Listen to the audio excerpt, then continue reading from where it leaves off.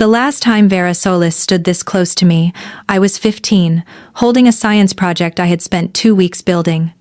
She knocked it off my desk with one hand, walked away laughing, never looked back. I told myself for 17 years that if I ever saw her again, I would not go small.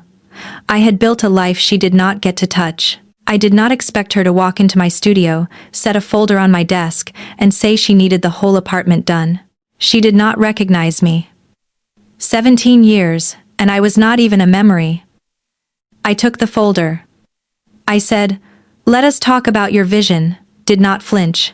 If you want to hear uncensored, too hot for YouTube stories, check out my Patreon in the description, tell us where you are watching from, and subscribe.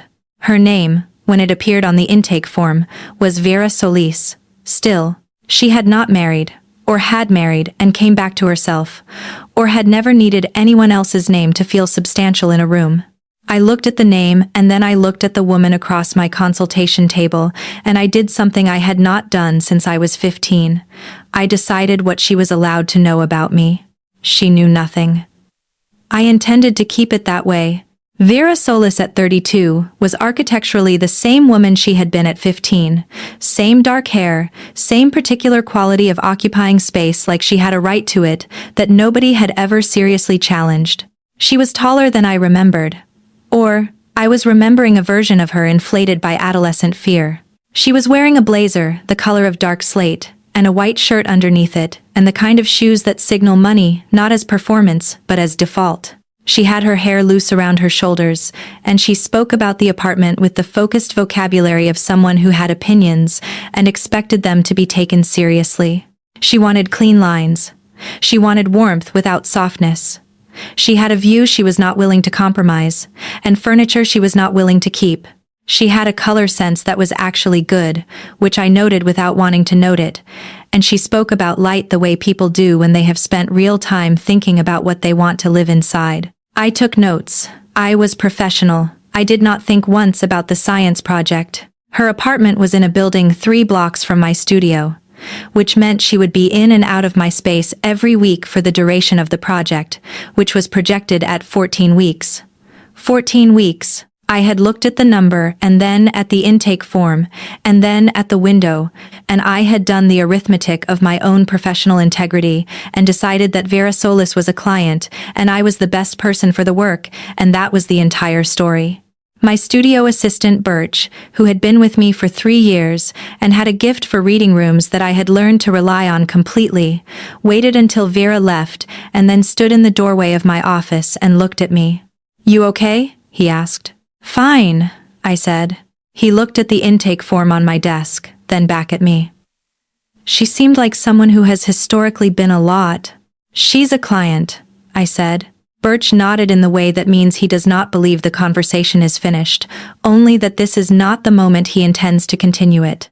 The first walkthrough of the apartment was on a Thursday. Vera was waiting when I arrived with my assistant Priya, who handled measurements and technical documentation, and who had the valuable quality of being entirely unaffected by difficult personalities. The apartment was on the 14th floor. It was, as Vera had indicated, organized around a view, the city opening up from the north-facing wall of windows in the main room, all that distance and light.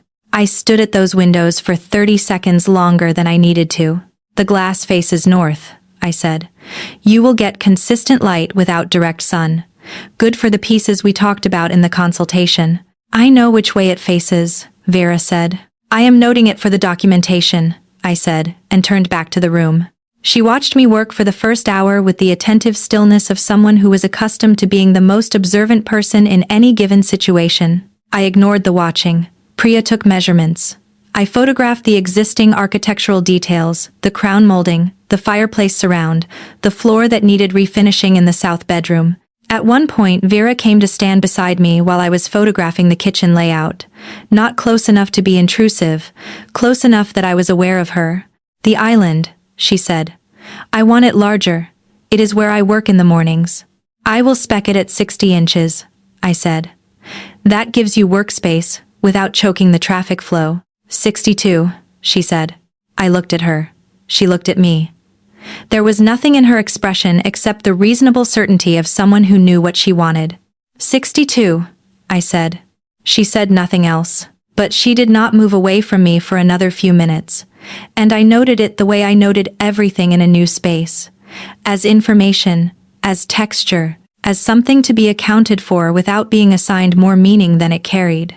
The second appointment was for material selections.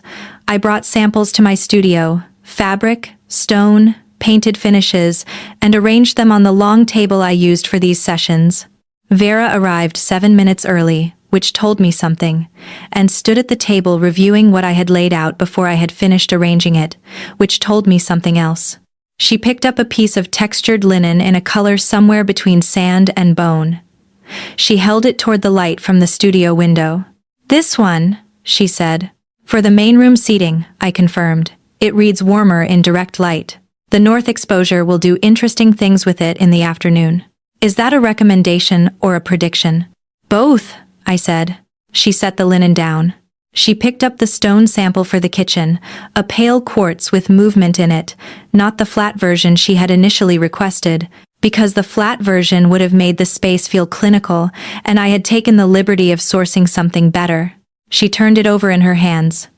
"This is not what I specified." "No, the one you specified would have read cold against the cabinetry we are using. This reads warmer, same veining style, different ground." A pause. She looked at the sample and then at me. "You substituted it without asking," she said. "I brought it alongside the original for comparison," I said. "I was not going to present you with one option." She looked around the table, where the original flat quartz was positioned 2 feet to her left. "That one is the original," I said. She looked at the original for a long moment. Then, back at the one in her hand. "I will take this one," she said. "The one you chose." I wrote it down. I did not say anything about choosing. The pattern that established itself over the first 6 weeks was clean and professional, and contained something underneath it that I was not yet naming. Vera came to appointments on time or early. She made decisions quickly, without the second-guessing and reversal that made long projects expensive. She had a taste that was genuine rather than assembled, which made the work interesting, which was a problem I had not anticipated. She also forgot things on my desk. The first time was a cardigan, left folded over the arm of the consultation chair after a 2-hour session on the lighting plan. I called her office to let her know, and she said to leave it. She would pick it up the following week. She picked it up without mentioning it. The second time was a notebook, leather, clearly used, with a pen clipped through the spine. I set it on the corner of my desk and did not open it. She came for it the next afternoon without an appointment, stood in my office doorway while Birch went to find me. "Your notebook," I said. "Thank you," she said. She took it and looked at my desk, and then at me, and said, "You did not open it." "It is not mine," I said. Something moved across her face. Not quite surprise. Closer to recalibration. "Most people would have," she said. "I am not most people," I said. She held my gaze for 1 beat longer than necessary. Then she said, "No, I am starting to see that." The third time was a silk scarf, pale blue, which she set on the corner of the meeting table at the end of an appointment about the bedroom furniture. Birch found it after she left. He held it up and looked at me. "Do I call her?" he asked. "I will handle it," I said. I put it in the shallow drawer of my desk, where client things went when they needed to be kept safe. The following appointment, 3 days later, I set it on the table between us at the start of the meeting without comment. Vera picked it up and wound it once around her hand, and then set it back down, not in her bag, on the table, within reach, not put away. I did not look at the scarf again for the rest of the meeting. The fourth time, she left a small sheaf of printed documents on my desk after a consultation, her own project notes, annotated in her handwriting, the kind of working paperwork that a person usually guards carefully because it shows how their mind moves through a problem. She had left it at the edge of my desk as she gathered her things to go. I had moved to pick it up to return it, and she had already reached the door, and I had stood there holding her paperwork and understood that she had meant to leave it. Birch told me later that he had never seen a client forget things so consistently. "She is meticulous," he said. "She came in last week with a checklist. She is not a person who forgets things." "People forget things," I said. He looked at me with the particular patience he used when he felt I was being deliberately obtuse.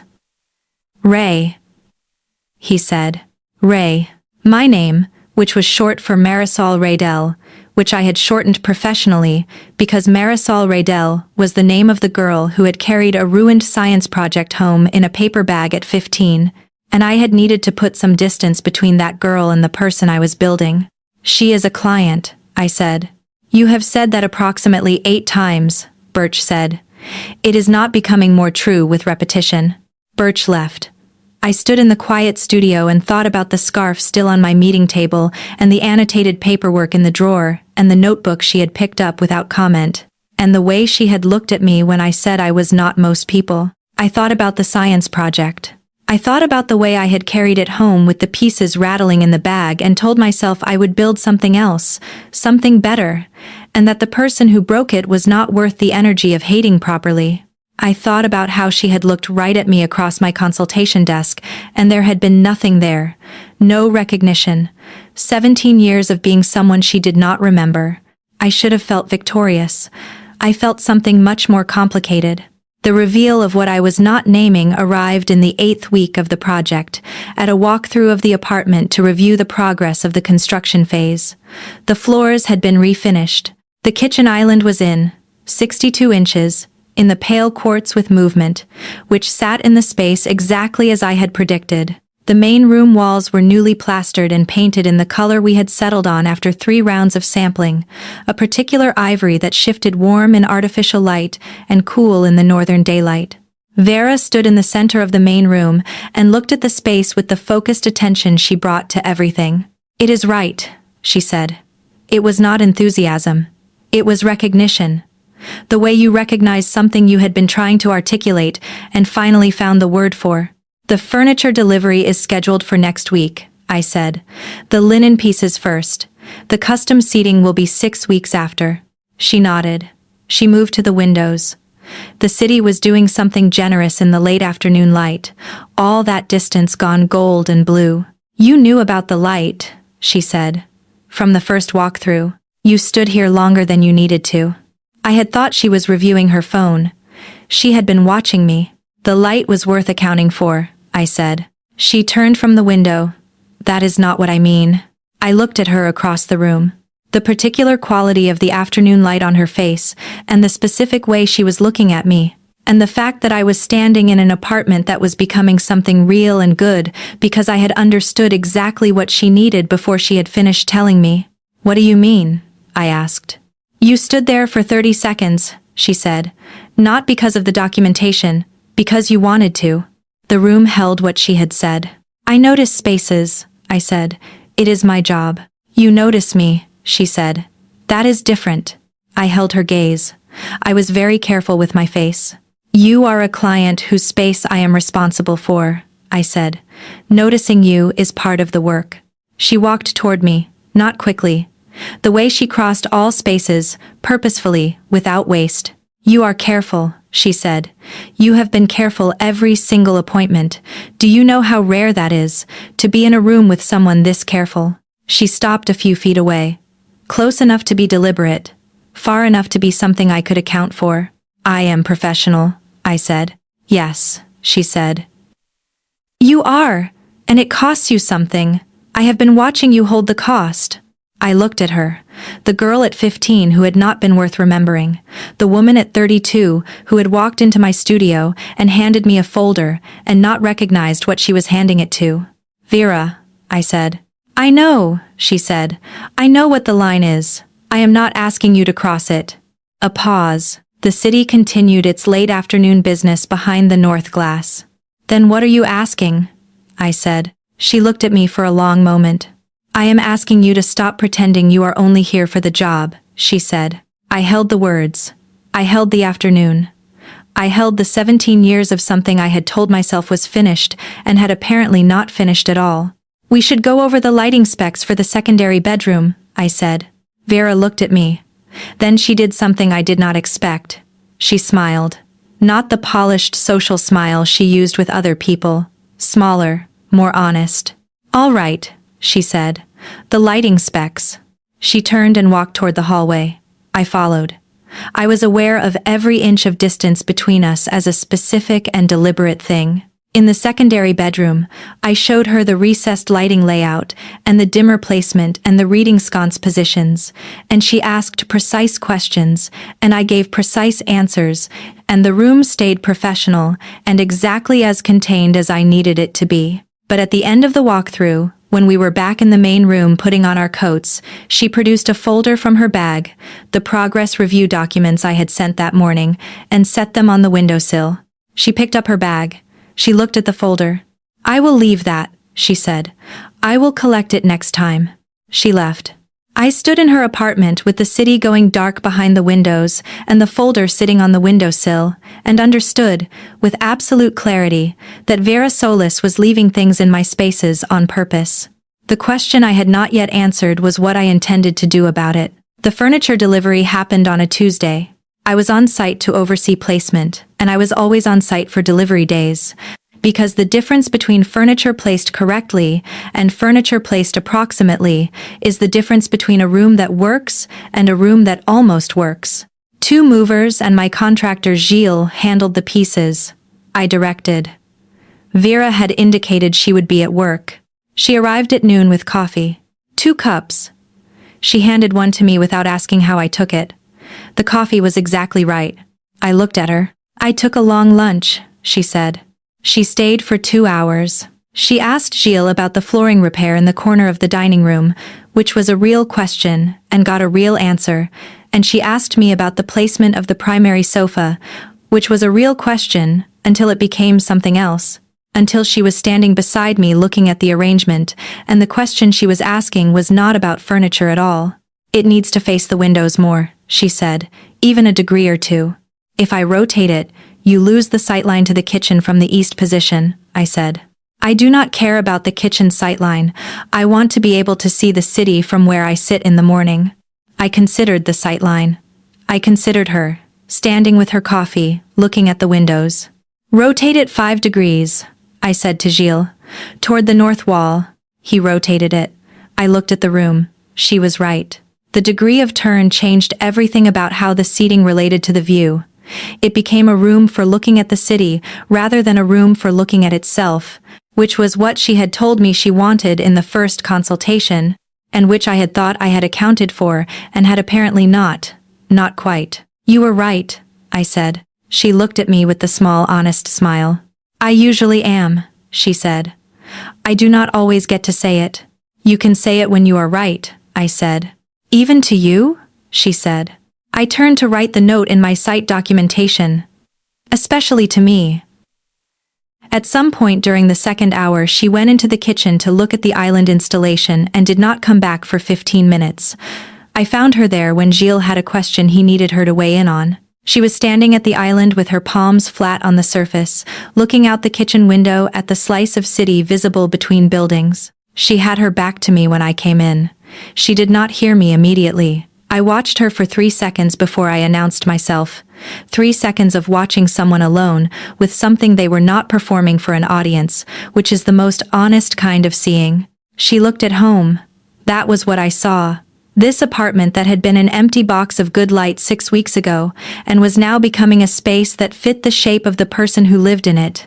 She looked like she belonged in it, in a way that people rarely belong in spaces, and I had built it for her, and she was standing in it with her palms flat on the pale quartz that I had substituted without asking because I had known it would be right. "Gilles needs your sign-off on the corner cabinet placement," I said.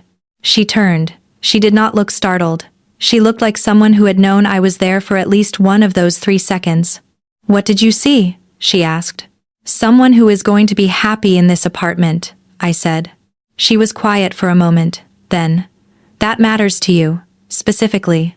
"My clients being satisfied with the work matters to me," I said. "That is not what I said," she said.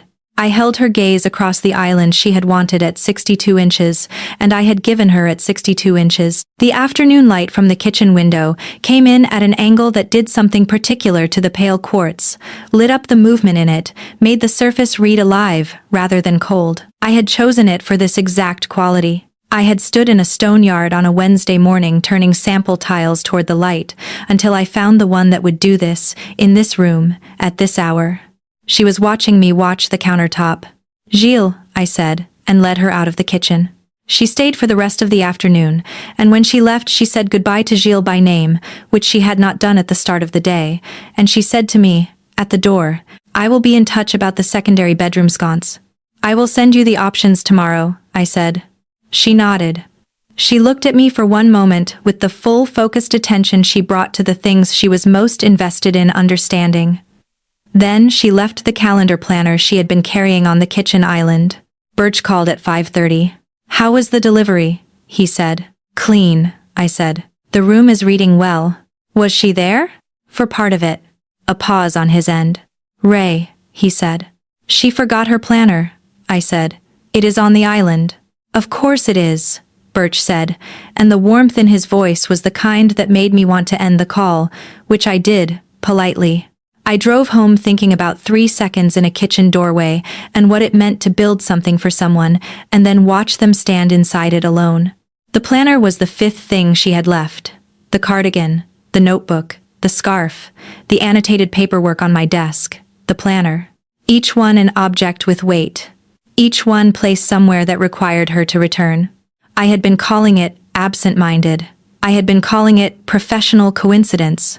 I had been calling it anything except what it was, because what it was existed in the space between client and the woman who had taken a long lunch to bring me coffee in an apartment that smelled like new linen and refinished floors while I told her furniture where to stand. I thought about what she had said in the main room on the afternoon walkthrough. "You notice me. That is different." I thought about 15 and the science project and the 17 years of building something she did not get to touch. I thought about her palms on the pale quartz, the small, honest smile, the folder on the windowsill. I thought about what it means to be noticed by someone who is careful with what they look at. The secondary bedroom sconce selection appointment was at my studio on a Thursday morning, 9 o'clock. Vera arrived at 8:53 with the planner I had left on the island, which she set on the corner of my consultation table without comment. I set the sconce options on the table, 6 variations, photographed in the apartment's light. She stood beside me to review them, close enough that I could see her studying each one with genuine attention. She smelled like cedar, and something cleaner underneath it. I noted this and moved on. She pointed to the second option. "This one. It is the one I would have recommended," I said. "I know," she said. "I could see it in how you placed it in the center of the group." I looked at her. "I placed them all in the same position." "You placed that one more carefully," she said. "The angle is slightly different from the rest." I looked at the photographs. She was right. 2 degrees of difference in the angle from which I had photographed it, which meant I had held the camera differently, which meant my hands had treated that option with more attention than the others, which I had not been conscious of doing. "Good eye," I said. "I have been watching how you work," she said. "You are very honest, without knowing you are being honest." The studio was quiet around us. Birch was in the back office. The Thursday morning light was the particular clarity of early autumn. "What does that mean?" I said. "Your hands tell the truth," she said. "Even when you are being careful." I looked at my hands on the table, next to the photographs of 6 sconces. "Vera," I said. "I know," she said again, the same tone as in the apartment, patient, unhurried. "I do not do this," I said. "Do what?" "Whatever this is," I said. She looked at me with the full attention. No social layer. No performance. Just the direct, specific quality of a woman who had decided to be honest about something. "What do you think this is?" she said. I was quiet for a moment. "I think you have been leaving things on my desk for 8 weeks, I said. "Yes," she said. "And I have been putting them somewhere safe." "Yes," she said. "You have." The morning light between us. The table with 6 photographs of sconces and a planner on the corner. "I need you to know something," I said, "about why this is complicated." She waited. She was good at waiting. I had noticed that early in the project, she did not fill silence with noise. She let it exist until it became something. "We have met before," I said. Whatever she had been expecting, it was not that. Something shifted in her face. Not guilt. not recognition. Something more like sudden alertness. When? She said. Lakewood Secondary School, I said. 15 years old. I had a biology project, a working ecosystem, plants, a water cycle. Took me 2 weeks. You knocked it off my desk in the science hall. The silence that followed was one of the most complete I had ever been inside. Vera looked at me. Her face was doing something complicated and real, the kind of thing that only happens when someone is actually receiving something difficult rather than managing it. I do not remember that, she said. I know, I said. That is the thing I have been sitting with for 8 weeks. She was quiet. I watched her sit inside the information. Tell me what happened, she said. You knocked it off the desk with one hand. You were walking past with 2 other girls. You laughed. You kept walking. Did I say anything? No, I said. That was the worst part. It was not even important enough to comment on. She absorbed this. Outside the studio window, the city was going about its morning. A delivery truck idled at the corner. Somewhere down the block, someone was opening a gate. The particular sound of a city that does not stop for private reckonings. I was terrible at 15, she said. It was not a deflection.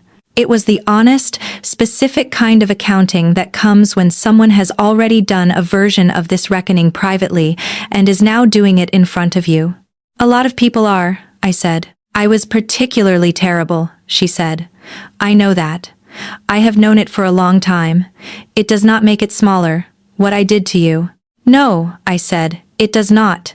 She looked at my hands on the table, then at my face. You took my project, she said. Because you walked in and you did not recognize me, and I had to decide what to do with that. And what did you decide? To be professional, I said. To do the work. Which you did, she said. Exceptionally. Yes. And now you are telling me. Because you have been leaving your paperwork on my desk for 8 weeks, I said. And I am not going to pretend I do not know why, while also not telling you why the situation is not simple. She looked at me for a long time. The morning light on the table, the photographs of sconces, the planner on the corner, retrieved and returned. I owe you an apology, she said. A real one, not a managed one. I know, I said. I am sorry, she said. For the project, for whatever I was at 15 that made me do that and not even register it. For walking into your studio and not knowing who you were. For all of it. I held the apology. It was specific. It was honest. It did not ask me to make it easier or smaller. Thank you, I said. She looked at the table. I am still going to leave things on your desk, she said. I want you to know that. I know, I said. Is that allowed? I looked at her. Vera Solis, who had knocked a science project off a desk at 15 and turned into someone who had walked into my studio and handed me a project and not recognized what she was handing it to, and who was now sitting inside a very honest silence and not trying to move through it faster than it deserved. The project ends in 6 weeks, I said. And then, she said. And then you are not a client anymore, I said. She looked at me. Something in her face opened in the careful way of something that has been held closed for a long time and is deciding to trust the hinges. 6 weeks, she said. 6 weeks, I confirmed. She picked up the photographs of the sconces. She looked at the second option. Order this one, she said. I already did, I said. It arrives Thursday. The corner of her mouth moved, barely. The small, honest smile. Of course you did, she said. She put the photographs down. She picked up her bag, and then she stopped, and she put the bag back on the chair, and she looked at me across the table the way she looked at the city from her windows, like something she had not finished understanding, and was not going to rush. What was the project? She said. A closed water cycle, I said. Plants in a sealed container. Evaporation, condensation, precipitation, self-sustaining. She was quiet for a moment. Did you rebuild it? No, I said. I built other things. She nodded slowly.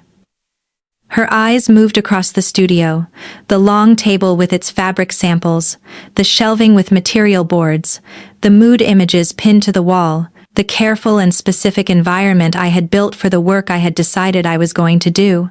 You built all of this, she said. Yes, I said. She looked back at me. I am sorry I did not see it when I walked in, she said. The first time. I am sorry I did not recognize you. You could not have, I said. I look different at 32. That is not what I mean, and you know it. I held her gaze. I know, I said. She picked up her bag. This time she kept it. Thursday, she said. For the sconce installation. I will be there at 9, I said. She walked to the door of the studio. She stopped with her hand on the frame. Ray, she said. My name. Exactly my name. No title before it, no softening around it. Just the name itself. In her voice. At 9:15 in the morning, in my studio, with the city going about its business outside and 6 weeks still on the clock between us. Yes, I said. She looked at me. The small, honest smile, its fullest version, which I had not seen before this moment. I am glad I walked in, she said. She left. The door closed behind her with the particular quiet of something considered. I stood at my table with the 6 photographs of sconces and understood, for the first time, without any distance between the understanding and myself, that what I had been carrying for 17 years was not hatred. It had never been hatred. Hatred would have been simpler. Hatred would have let me keep the folder. Birch appeared in the doorway of the back office. She left the planner again, he said, nodding at the corner of the table. I looked at the planner. No, I said. She did not. Birch looked at the planner, then at me. It is right there, he said. I know where it is, I said. He looked at me for a long moment. Then he smiled, the particular warm smile of someone who has been waiting a long time for the obvious to be acknowledged. Okay, he said, and went back to work. I picked up the planner. I put it in the drawer where I put the things that needed to be kept safe. I put the planner in the drawer where I put the things that needed to be kept safe, and then I stood in the quiet of the studio and did something I had not done in a long time. I let myself be honest about what was in the room. Not the sconces, not the 6 weeks remaining on the contract. Not the professional question of what a client leaving annotated paperwork on a designer's desk means in the ordinary sense, because in the ordinary sense it means nothing. People forget things. The ordinary sense was not where Vera Solis and I had been operating for 8 weeks, and I had been pretending otherwise because pretending otherwise was the version of this that kept everything intact. The version where everything stayed intact was no longer available. I had told her the truth. She had absorbed it and apologized without managing the apology, and then she had said she was glad she walked in, and she had left, and I was standing in my studio with her planner in my drawer, and 6 weeks on the clock, and no clear idea what I was going to do with any of it. I am good at building things. I have been good at building things since I was 15 years old, and decided that the appropriate response to having something knocked off a desk was to build something better. I had built this studio. I had built the reputation that brought in the clients who brought in the work that let me keep building. I had built a life that was genuinely mine, genuinely good, genuinely not in need of Vera Solis or anyone like her. What I had not built was any reliable way to be in a room with someone who looked at my hands and saw what they were doing before I did. Birch arrived the next morning to find me rearranging the sample shelf, which was something I did when I was processing something I was not yet ready to name out loud. He watched me for a moment. The shelf was fine, he said. It is better now, I said. Is it? He said. Not a question. I put down the stone samples I was holding. I turned around. She was at Lakewood Secondary, I said. When I was 15, she knocked a project off my desk and kept walking. Birch was quiet for a moment. He had the particular quality of a person who understood the difference between the thing being said and the thing being meant, and gave you enough time to say both. And she did not recognize you, he said. No, and you told her. Yes. How did she take it? I thought about her face in the morning light, the way the information had landed, and she had not tried to redirect it, or minimize it, or ask me to make it smaller. Honestly, I said. Birch nodded. He went to the coffee setup on the credenza and poured 2 cups and brought one to me. He did this without being asked. It was one of the things I valued most about him. What are you going to do? He said. Finish the project, I said. And after? I held my coffee. Ask her to have dinner, I said. Birch smiled. The warm kind. There it is, he said. The sconce installation was on a Thursday at 9. I arrived with the hardware and the electrician, Dami, who had worked with me for 4 years and who was efficient and quiet and asked no questions that were not relevant to the work. Vera was there when we arrived, which I had not expected.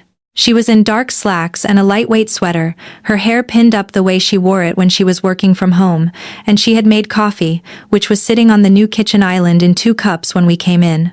She handed one to Dami, and one to me, without preamble. Dami looked at me. I looked at the cup. "Thank you," I said. "I was up early," she said, and went back to what she had been doing at the island, which was working from a laptop, annotated pages spread to one side. Dami mounted the sconces. I supervised and checked placement and confirmed angles and made 2 small adjustments that took the installation from correct to right. Vera did not interrupt or redirect or offer opinions she had not been asked for. She worked at the island and was present in the room in the way she was always present, which was completely and without waste. At some point, she looked up from her laptop and watched me adjust the second sconce. "You are going to move it 3 more millimeters to the left," she said. I had been about to move it 3 more millimeters to the left. "You are watching me very carefully," I said. "I have been watching you very carefully for 10 weeks, she said, and went back to her work. Dami very deliberately kept his eyes on the wall. When the installation was done, Dami packed his equipment and said goodbye to Vera by name, which made her look up from her laptop with a brief, genuine surprise, as if she had not expected to be seen as a person rather than a presence in a room.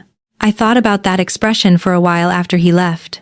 We stood in the secondary bedroom, both of us looking at the sconces in their finished position.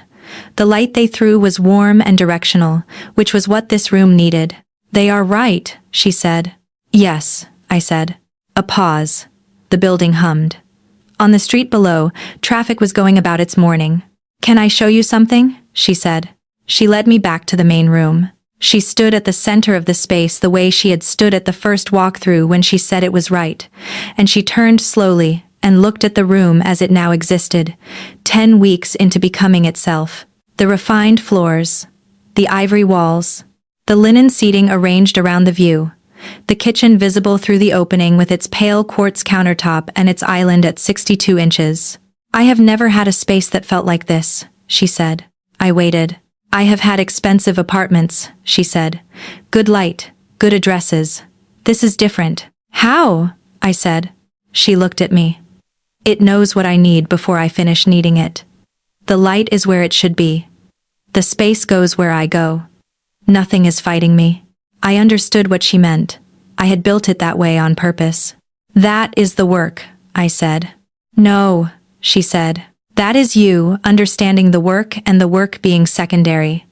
She paused. "That is the difference between a contractor and what you actually are." I held this. "What am I?" I said. She looked at me for a long moment. Her face was doing the thing it did when she had decided to be honest about something and was determining how much of the honesty to deliver at once. "Someone who pays the kind of attention that changes the quality of what they touch," she said. I did not know that kind of person existed outside of a very narrow set of contexts. I was wrong. The morning light from the north windows came into the room the way it always came into that room, consistent and clean and useful. I had stood at those windows the first time and understood what the light would do and had built everything in the room around the fact of it. She had been watching me the whole time. 4 weeks, I said. She looked at me. "Project ends in 4 weeks, I said. Something moved across her face. Not quite a smile, more like the decision that a particular thing was worth waiting for. 4 weeks, she said. The custom seating arrived in the 3rd week of November. It was the piece I had been most invested in, sourced from a workroom that did not advertise and did not hurry, in the linen we had chosen at the second appointment. It was, when the movers set it in position, exactly what the room had been waiting for. The proportions were right. The color read the way I had known it would in the particular quality of north light. The room became, in the hour of the installation, finally complete. Vera stood in the doorway of the main room and looked at it for a long time. Then she turned to me. "Sit down," she said. I looked at her. "In the room," she said. "Sit down." I sat in one of the chairs. The room arranged itself around me the way a well-built room does when you stop standing in it and actually inhabit it. The city was visible through the north windows. The light in the afternoon was doing exactly what I had planned for it to do. The linen was the right temperature under my palms, warm from the light, the texture I had held up to the studio window 6 weeks ago, and known was correct. Vera came and sat across from me. She put her coffee on the table between us. She looked at the room for a moment, then at me. "This is what it is supposed to feel like," she said. "Yes," I said. "I did not think I would ever live somewhere that felt like this." I looked at her. "What did you think you would live somewhere that felt like?" She was quiet for a moment. "Managed," she said. "Well managed, correct. Not like this." "What is this?" She looked at the room, and then at me. "Like someone new," she said, before I did. I held the cup of coffee she had made for me when I arrived, the way she had been making coffee when I arrived for the past month, exactly right without asking. I thought about the pale quartz in the stone yard on a Wednesday morning, the linen held toward the studio window, the 62 inches she had asked for and I had given without argument because she was right. I thought about the science project, the pieces rattling in a paper bag, the 15 years of building something she was not allowed to touch, and the specific cruelty of her walking into my studio and handing me a project and not knowing what she was handing it to. I thought about the apology she had given me, specific and unhurried and not managed. "The project ends in 2 weeks, I said. She looked at me. "I know," she said. The November light in the room, the city through the windows, the two of us in the space I had built for her. "I want to have dinner with you," I said, "not as a client. After the project closes." She held my gaze, not with surprise, with the quality of someone who had been expecting a particular sentence and was giving it the full attention it deserved. "Yes," she said. I nodded. She picked up her coffee. I picked up mine. We sat in the room she lived in and looked at the city, and neither of us said anything for a while, which was the right thing to do in a room that knew what it was supposed to be. The final walkthrough was on a Tuesday in late November. I went through every room with my punch list and confirmed everything that needed to be done had been done and everything that had been delivered was correct. The apartment was complete. It was, if I was being honest with my own assessment, one of the best things I had built. Not because of any single element, but because of the way the elements cohered, the way the rooms knew what they were for and did not apologize for it. Vera followed me through the walkthrough with her arms crossed and her full attention on whatever I was looking at, which was by this point so familiar a pattern that I had stopped noticing it separately from the rest of her. We ended in the main room. I closed my punch list. "Done," I said. She looked at the room. "Done," she said. I put the punch list in my bag. I looked around the apartment one more time with the eye I used to assess completed work, checking for anything I had missed, for anything that was not right. There was nothing. The room was finished and it was right, and it was going to go on being right for a long time. "I will send the final invoice and the completion documentation by end of week," I said. "All right," she said. I picked up my bag. "Ray," she said. I stopped.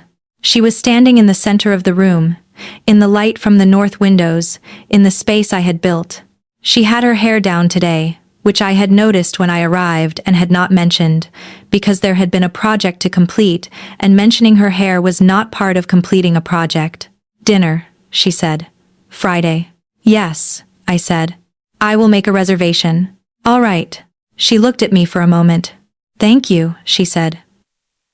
"That is the work," I said. "You know that is not what I mean," she said. I looked at her in the room she lived in. "I know," I said. I sent the final invoice on Wednesday. She paid it on Thursday morning, before business hours, which was a thing she would do. I noted it without commenting on it. Friday came. The restaurant was a place 2 streets from the apartment, the kind of room that understood light in the way I understood it, warm without trying, the ceiling low enough to feel like a conversation rather than a stage. She was there when I arrived, which by now I simply expected. She was in a dark jacket over a cream shirt, and her hair was down, and she stood when she saw me come in, which was a small thing and was not a small thing. We sat. We ordered. We talked. She asked about my first project, the one after the science project. the first thing I had built that was actually mine. I told her about it. A bedroom I had redesigned at 17 with paint I had bought with a summer job, furniture I had rearranged until the room felt like the room I needed to be in rather than the room I had been assigned. She listened the way she listened to everything, completely and without performing the listening. I asked about her work, which I knew was in consulting, but had never asked her to explain. She explained. She was good at it for the same reason she was good at the apartment. She understood what things needed before they finished needing it, and found ways to give it to them before they asked. She described this without arrogance, because it was simply accurate. We talked about the apartment. We talked about the light. We talked about what it means to build a space around someone's specific habits and tendencies, rather than around an idea of what a space should be. We talked about 15. Not the way we had talked about it in the studio, careful and honest and careful again, in a different way. The way you talk about something once the accounting has been made and what you are doing is understanding it rather than surviving it. She told me she had been, at 15, the particular kind of person who used visibility as a shield, who was seen first, so nothing could arrive unseen, who moved through rooms fast enough that nothing could accumulate. She had knocked the project off the desk and kept walking because stopping meant being seen stopping, which was not something she could afford. I was performing, she said. I had been performing since I was 11. Whoever was watching, I gave them the version that took up the most space. And now? I said. She looked at me across the restaurant table. Now I leave my planner on someone's windowsill and hope she notices, she said. I looked at her. The woman at 32 in the warm light of a room that understood its own nature.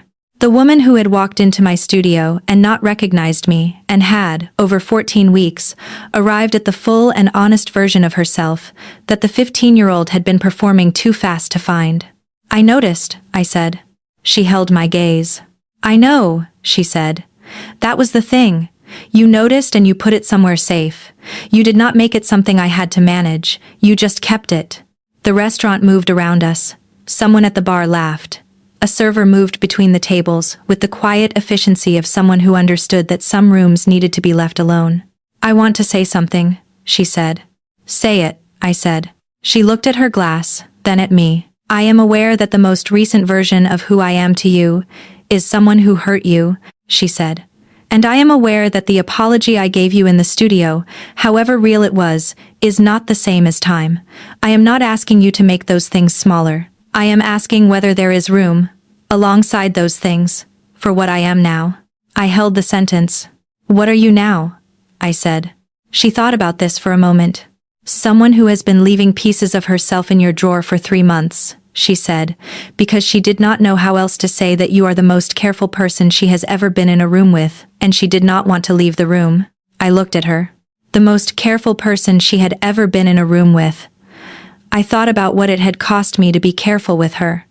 The 14 weeks of professional containment. The drawer where I put the things that needed to be kept safe. The deliberate and specific attention I had paid to everything she needed without letting myself name what I was paying attention with. There is room, I said. She exhaled. Small. Real. Good, she said. We stayed until the restaurant was nearly empty. We did not rush it. There was no reason to rush it. We were 2 people who had arrived at a table from a significant distance and were in no particular hurry to leave. When we left, she held the door. On the pavement outside, she stood with her hands in her jacket pockets and looked at me with the full attention she brought to the things she cared most about understanding. The November night was cold and clear. The city was doing its late evening business at some remove from where we were standing. I would like to walk you home, she said, if that is all right. I lived 12 minutes from the restaurant. Yes, I said. We walked. She did not take my arm or take my hand or close the distance between us in any way that was not simply 2 people walking the same direction on the same pavement. The city was quiet enough at this hour that I could hear the particular rhythm of her step. At the door to my building, she stopped. She looked at me. Something in her face was open in the way it had been in the studio when I told her the 6 weeks were on the clock, the way something held closed for a long time looks when it has decided to trust the hinges. Can I ask you something? She said. Yes, I said. The science project, she said. The self-sustaining ecosystem, the closed water cycle. Yes, I said. Is that why? She said. What you build? Spaces that sustain themselves, that know what they need. I looked at her. I had not made that connection before. I had built the bedroom at 17, and then the studio, and then the apartments, and the interiors, and the particular approach I had to understanding what a space needed before it could tell you, and I had told the story of that approach as a professional philosophy, a trained eye, an accumulated expertise. I had not told it as a 15-year-old with a sealed container of plants and a water cycle that could go on working without anyone touching it, and the knowledge, learned in a hallway with the pieces rattling in a paper bag, that if you want something to survive, you have to build it to sustain itself. Yes, I said. I think so. She looked at me for a long moment. Then she did something I had not anticipated. She reached out and put her hand against my face, not my cheek. Against my jaw, just below it, her palm warm in the cold air. My breath moved differently. She was very still. The contact was so deliberate that it had its own quality, distinct from anything accidental or casual. It was the quality of something that had been decided. You built me a room that sustains itself, she said. I want to know the person who built it. I put my hand over hers. She was warm. The city was cold. The door to my building was behind me, and neither of us moved toward it. You do know her, I said. You have been watching her work for 14 weeks. I know what her hands do, she said. I want to know what she does when she is not working. She rearranges sample shelves, I said. Something moved across Vera's face. The small, honest smile, the fullest version of it. I know, she said. Birch told me. I stared at her. When? I said. Week 4, she said. He called to confirm the appointment time. He mentioned, entirely without context, that you had been rearranging the sample shelf since Monday. He was not supposed to mention that, I said. He sounded very pleased with himself, she said. I made a note to speak to Birch about his communication choices. I also made a note that I was not actually going to say anything to Birch about his communication choices. Her palm was still against my jaw. I had not moved away. I had not moved toward. I was standing in the particular quality of November night air, and the warmth of her hand, and the understanding that the 14 weeks had arrived somewhere real. Vera, I said. Yes, she said. I need to tell you something. Tell me, she said. I stopped being careful approximately 45 minutes ago, I said. I would like you to know that. Her eyes held mine. I know, she said. I noticed when it happened. Of course you did, I said. She moved first. She closed the distance that had been between us on the pavement with the same purposeful economy she used to cross all spaces, and she put her other hand at my waist, and she was very close. The city noise at some distance. The cold air. Her breath, visible in it. She waited. That was the thing she did that I had not yet named, across all the appointments and all the rooms. She waited. She had the patience of someone who understood that the most valuable things do not arrive fast and did not need them to. I leaned forward and kissed her. It was not frantic. That is the first thing I need to say about it. It was patient in the way that only things that have been earned are patient. The patience that is not restraint but resolution. The difference between holding back and finally having the room to be something that had always been true. Her hand moved at my waist. Her other hand stayed at my jaw. I could feel the November cold at my back, and her warmth against the front of me, and the long specific logic of 14 weeks arriving at this pavement, this night, this exact temperature of contact. We stayed like that for a time I did not measure. When we stepped back from each other, we were both still there. That sounds obvious. It was not obvious. It was the most specific and important thing about the moment. She looked at me. Her face was open, fully open, the composure not gone but no longer necessary, no longer a wall or a framework, just the face underneath it, which was the honest face, the one I had been watching accumulate across 14 weeks of appointments and scone options and annotated paperwork left on my desk. Friday next week, she said. If you want. Yes, I said. She stepped back. She put her hands in her jacket pockets. She looked at me on the pavement outside my building with the small, honest smile. Get inside, she said. It is cold. You walked 12 minutes to tell me to get inside, I said. I walked 12 minutes so I could stand on this pavement, she said. The inside instruction is a bonus. I looked at her. I thought about the 15-year-old who had knocked something over and kept walking, and the woman at 32 who had left her planner on my windowsill and waited, and everything that existed between those 2 points that had made her into someone who stood on a cold pavement in November and waited for the right moment without demanding that it arrive faster. "Good night, Vera," I said. "Good night, Ray," she said. I went inside. In the elevator, I stood and looked at the floor numbers and thought about what it means to build something self-sustaining. The closed container, the water cycle, the sealed system that keeps going without anyone having to maintain it from the outside, because it was built to maintain itself from the inside. I had built Vera Solis, a room that sustained itself. I did not yet know what we were building, the two of us, but I understood the principle. You make the thing honest and specific and suited to what it actually needs, and then you give it enough room to go on being that without forcing it. The elevator opened. I walked to my door. I stood for a moment in the hallway of my own home, which was a good space in its own right, which I had built over years into exactly what it needed to be. My phone buzzed. A text from an unsaved number. Then I remembered. I had not saved the number, because she had always communicated through the studio line. It said, "The quartz is doing the thing with the afternoon light. You were right." I saved the number. I wrote back, "I know." 3 dots. Then, "You are insufferable," I wrote. "You chose the quartz." She wrote, "You chose it first." I wrote, "Friday." She wrote, "Friday."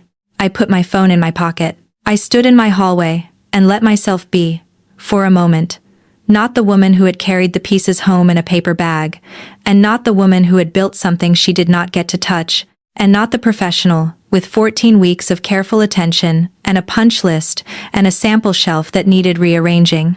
Just the woman on the pavement who had leaned forward. That was enough. That was, in fact, exactly enough. The months that followed were the way things are when they are being built honestly. There was no dramatic rupture, and no sudden arrival. There was Friday, and then another Friday, and then the Fridays becoming something that did not need to be called anything because both of us knew what they were. Vera learned that I rearranged things when I was processing something, which was a fact she received not as a flaw to accommodate but as a language she could read. She would come into the studio on a consultation day, and look at the sample shelf and tell me what I was working through, and she was usually right. I learned that she left things in spaces when she wanted to return to them, which was not limited to my desk. She left a book on my kitchen table 3 weeks in, and looked at me the next morning as if daring me to mention it. I did not mention it. I moved it to the shelf nearest the coffee setup, which was where she was most likely to reach for it. She noticed. She did not say anything. She stood at the coffee setup on a Saturday morning with the book in reach and looked at the room I lived in and smiled the small, honest smile. Birch met her officially at a studio event in February. He looked at me afterward with the expression of someone who has been waiting for something and has finally seen it arrive. "She corrected my hanging of the mood board," he said. "She was right," I said. "I know she was right," he said. "That is why I am telling you." In March, she went away for 10 days on a project. On the 3rd day, a package arrived at the studio. Inside was a small piece of stone, marble, pale cream, with a particular movement in it I had not seen before, veined in gray and the faintest suggestion of rose. There was a card that said only, "For the sample shelf. See what it does in the light." I put it on the sample shelf. I turned it toward the studio window. It did, in fact, do something interesting in the light. She came back on a Tuesday. She came to the studio first, before her apartment. I was at the long table with a client file. She stood in the doorway and looked at the sample shelf and found the marble piece and the way I had positioned it. She looked at me. "You moved it," she said. "It was not in the right position," I said. She crossed the room. She looked at the stone in its current position, the light it was catching, the particular quality of what it was doing. "You are right," she said. "That is better." She put her bag down. She sat in the consultation chair like she had been sitting there for years, which she had, more or less. "Good trip?" I said. "Yes," she said. "I thought about the studio the whole time." "The studio," I said. And you, she said. Mostly you. I added the studio for professional credibility. I put down the client file. In the spring, we went back to the apartment for a dinner she made, which she was better at than I had expected, and which she admitted she had specifically practiced in the weeks beforehand, which was the most Vera Solis thing I had ever heard her say. The room was exactly as it had been when the project closed, except for the evidence of someone actually living in it, which was the right kind of evidence. The books that had migrated to the surfaces nearest where she read, the second coffee cup that had appeared in the kitchen cabinet, the particular arrangement of the main room seating that had shifted by 3 degrees in the direction of the windows, which she had done herself and which was correct. I stood in the main room and looked at the room sustaining itself and felt something I did not yet have a word for, which was fine. I had learned that you do not need the word before the thing. You can build the thing and let the word arrive when it is ready. She came and stood beside me. It still feels like it, she said. Like what? I said. Like someone new, she said. Before I did. I looked at the room, then at her. That was the point, I said. She took my hand. We stood in the room that knew what it was and looked at the city through the north windows, and neither of us said anything for a while, and it was, as all the right silences are, enough.